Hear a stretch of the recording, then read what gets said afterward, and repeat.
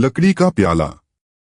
मोहन 38 वर्ष का एक आईटी प्रोफेशनल अपने परिवार के साथ शहर में रहता था। उसके साथ उसका वृद्ध पिता हरिराम, पत्नी सीमा और उनका छोटा बेटा चिंटू भी था। एक शाम पूरा परिवार डाइनिंग टेबल पर चाय पी रहे थे। हरिराम जी के हाथ से एक कांच का प्याला गिरकर टूट गया। उम्र के कारण उनके हाथ कांपने लगे थे और वे प्याले को ठीक से पकड़ नहीं पाए। कांच का प्याला जमीन पर गिरकर चकनाचूर हो गया।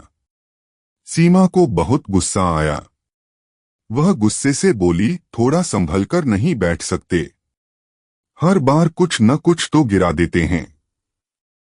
हरिराम जी कुछ नहीं बोले, बस चुपचाप सिर झुका लिया और उनकी आंखों में आंसू आ गए। अगले दिन बाजार में सीमा को एक लकड़ी का प्याला दिखाई दिया। उसे देखकर उसके मन में ख्याल आया, इसमें अगर ससुर जी को चाय दूंगी तो कम से कम गिरकर टूटेगा तो नहीं। सीमा ने वह प्याला खरीद लिया और अब वह हर दिन हरिराम जी को उसी लकड़ी के प्याले में चाय देने लगी। हरिराम जी ने कुछ नहीं कहा। उन्होंने चुपचाप सब कुछ सह लिया, पर उनकी नम आंखें बहुत कुछ कह जाती थीं।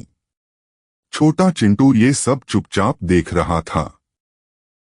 वह बच्चा था, उसे सही गलत का बोध नहीं था, लेकिन जो कुछ उसके आसपास हो रहा था वह उसे ध्यान से देखता रहा।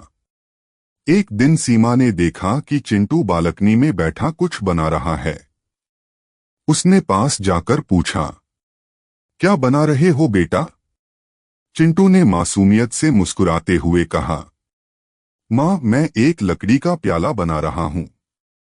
जब आप और पापा बूढ़े हो जाओगे तब मैं आप लोगों को इसमें चाय पिलाया करूंगा। सीमा यह सुनकर स्तब्ध रह गई, जैसे किसी ने उसे आईना दिखा दिया हो। उसका दिल अपराध बोध से भर गया। उसकी आंखें भर आईं। उसी दिन से घर का माहौल बदल गया।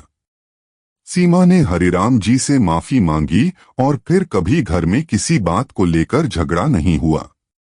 सीख, हमारे बच्चे वही सीखते हैं जो हम करते हैं। अगर हम अपने माता पिता को सम्मान देंगे तो वे भी हमें वही सम्मान लौटाएंगे।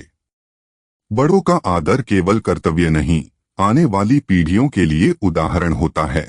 Please like, comment and subscribe for more videos.